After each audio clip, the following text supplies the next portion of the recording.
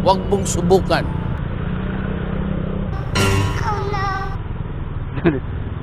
Diretso si kuya.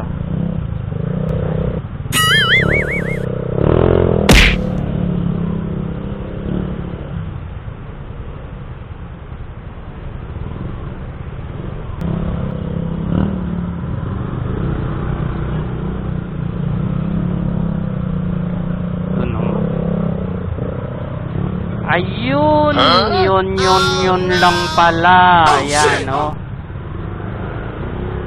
Ito lang pala. Pero,